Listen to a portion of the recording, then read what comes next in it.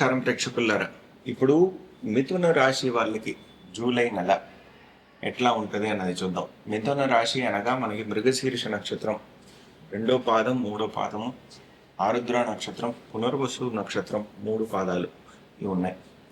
ఇప్పుడు మిథున రాశి వాళ్ళకి ఏంటంటే రాశిలోనే మనకి సూర్యుడు ఉన్నాడు. సూర్యుడు మనకి 17వ తారీఖు వరకు సూర్యుడు ఉంటాడు. అంటే జీవకారకుడు అక్కడ ఉంటున్నాడు. అంటే ఆయనకి కావాల్సినటువంటి ఆ రాశి వాళ్ళకి కావాల్సిన అన్ని విషయాలు, ఎస్పెషలీ హెల్త్ రిలేటెడ్, అదేలాగా ఆరోగ్యపరంగా ఉన్నటువంటి విషయాలు, అదేలాగా ఆయన 3వ స్థానాధిపతి, ఏదైనా ప్రయత్నాలు వీళ్ళు చేస్తే అవన్నీ సక్సెస్ఫుల్ అయ్యేటువంటి విషయాలు అవన్నీ చేసి పెట్టేటువంటి సూర్యుడు అక్కడే ఉన్నాడు. అదేలాగా మనకి బుధుడు వీళ్ళకి 2వ స్థానంలో ఉన్నారు. బుధుడు వీళ్ళకి రాశి అధిపతి, ఆయన వక్రంగా ఉన్నారు.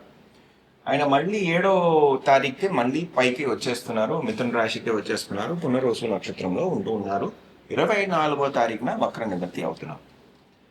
2వ స్థానంలో గురువు మరియు శుక్రుడు కర్కటక రాశిలో ఉంటున్నారు. శుక్రుడు ఏమో 4వ తారీఖున సింహరాశికి వెళ్ళిపోతున్నారు. వీళ్ళకి 5వ స్థానాధిపతి 12వ స్థానాధిపతి శుక్రుడు 3వ స్థానానికి కేతుతో పాటు కలిసి ఉంటున్నారు. ఇది ఒక కాషియస్ అయిన టైం కాంబినేషన్. అదేలాగా మనకి రాహు ఏమో కుంభరాశిలో ఉంది, కేతు ఏమో ఇక్కడ సింహరాశిలో ఉంది. శనీశ్వరుడు మనకి వీళ్ళకి 10వ స్థానమైన కర్మస్థానంలో మీనరాశిలో ఉంటున్నారు. 26వ తారీఖున ఆయనేమో వక్రం అవుతున్నారు. మంగళుడు వీళ్ళకి 12వ స్థానంలో ఉంటున్నారు. ఈయనకి 6వ స్థానాధిపతి 11వ స్థానాధిపతి అక్కడ ఉంటున్నారు. సో ఇదన్నమాట బేసిక్ గ్రహచారం. సో ఇప్పుడు వీళ్ళకి ఈ నెలలో పాజిటివ్గా ఉన్నటువంటి విషయాలు ఏమిటి, ఏవేవి స్థానాలు అని చూద్దాం. ఫస్ట్ మనకి మిథున రాశి అనేది మనకి పాజిటివ్గా ఉంది, కర్కటక రాశి అనేది పాజిటివ్గా ఉంది. అదేలాగా బుధుడు చూసేటువంటి ఇల్లైన ఇది పాజిటివ్గా ఉంది, ఇది పాజిటివ్గా ఉంది. ఆయన అక్కడికి వెళ్ళిన తర్వాత చూస్తాడు. అదేలాగా గురువు చూసేటువంటి మకర రాశి డబుల్ పాజిటివ్గా ఉంది, 8వ స్థానం అది. ఆయన చూసేటువంటి మీనరాశి పాజిటివ్గా ఉంది. అదేలాగా ఆయన చూసేటువంటి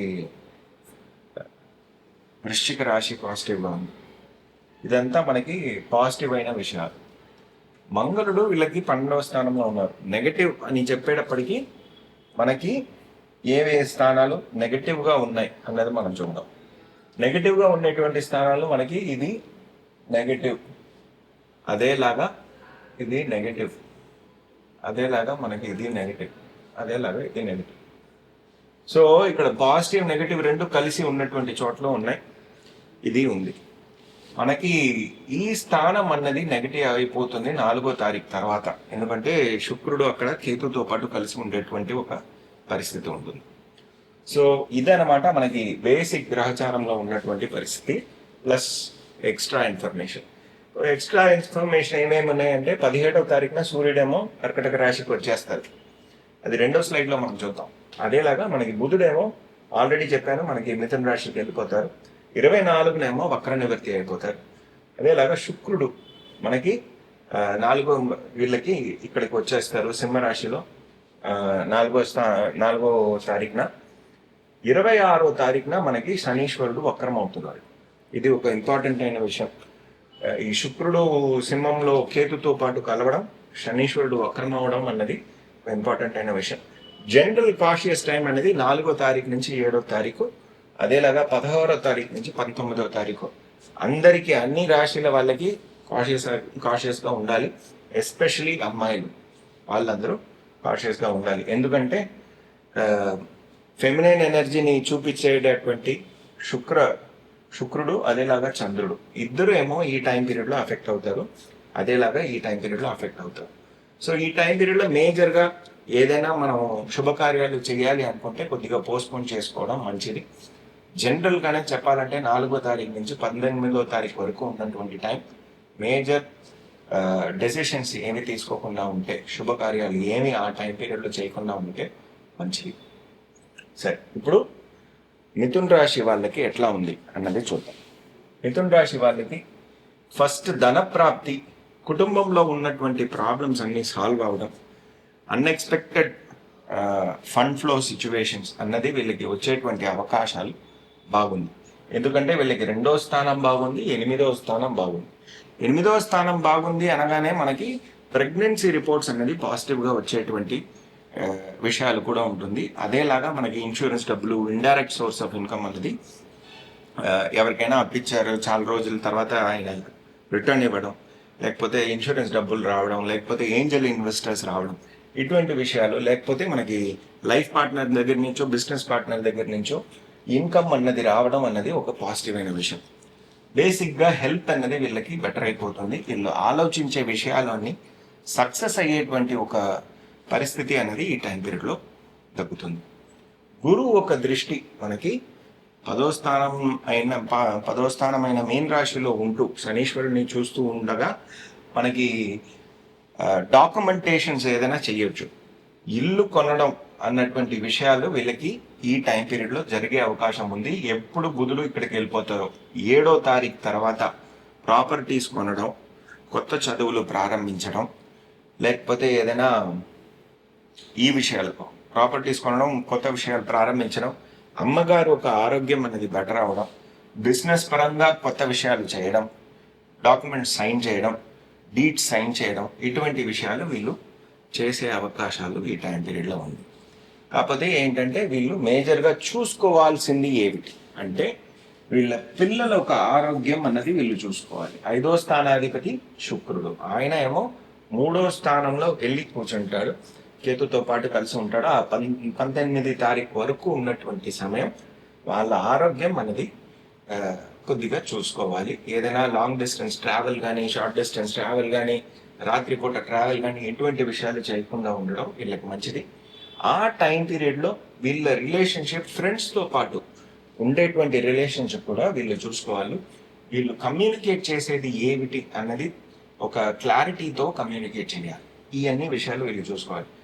ఆయన శుక్రుడు చూసేదేమో వీళ్ళకి 9వ స్థానమైన రాహుని కూడా చూస్తారు. కాబట్టి ఆ టైం పీరియడ్లో నాన్నగారు ఒక ఆరోగ్యం అన్నది కూడా మనం చూసుకోవాలి. సో ఇప్పుడు మనకి సెకండ్ హాఫ్లో ఉన్నటువంటి సిచ్యువేషన్ ఎలా ఉంది అన్నది మనం చూద్దాం. సెకండ్ హాఫ్లో చూస్తే మనకి మంచి కాంబినేషన్స్ ఉన్నాయి. మంచి కాంబినేషన్స్ ఏమేమి ఉన్నాయి అన్నది చూద్దాం.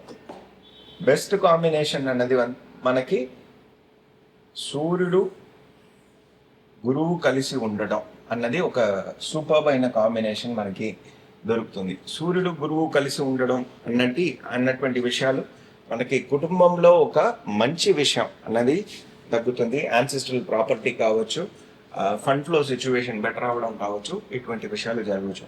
కాకపోతే సూర్యుడు గురువు ఒక 10 డిగ్రీ లోపల ఉన్నటువంటి పరిస్థితులు ఆ టైం పీరియడ్ వరకు ప్రెగ్నెంట్గా ఉన్నటువంటి వాళ్ళు కొద్దిగా జాగ్రత్త పడాలి. ఒకసారి చెకప్ చేసుకొని రావడం మంచిది. ఎందుకంటే సడన్గా ఫ్లూయిడ్ డ్రాప్ అనేది జరగవచ్చు. దానివల్ల ఒక ఎమర్జెన్సీ సర్జరీ అనేది జరగవచ్చు.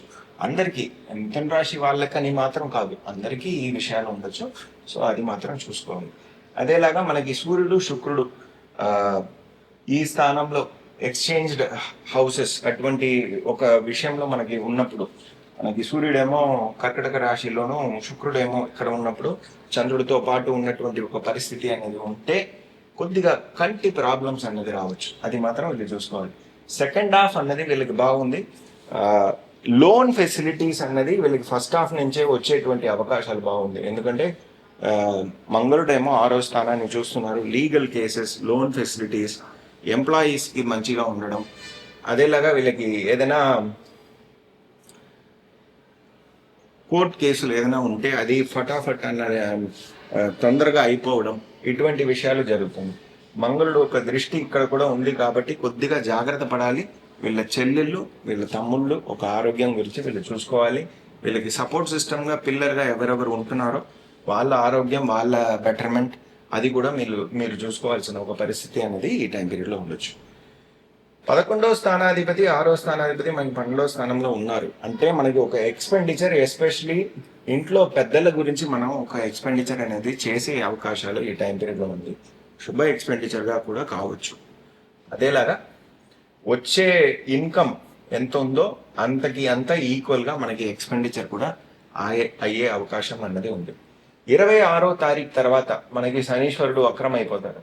వక్రమైన తర్వాత ఉన్నటువంటి పరిస్థితి ఏంటంటే మనకి 9వ స్థానమైన కుంభరాశి ఒక రిజల్ట్, అదేలాగా 8వ స్థానమైన ఆ, మకర రాశి ఒక రిజల్ట్ కూడా కలిసి ఇచ్చేటువంటి ఒక అవకాశం అనేది ఆ టైం పీరియడ్లో మనకి దక్కుతుంది.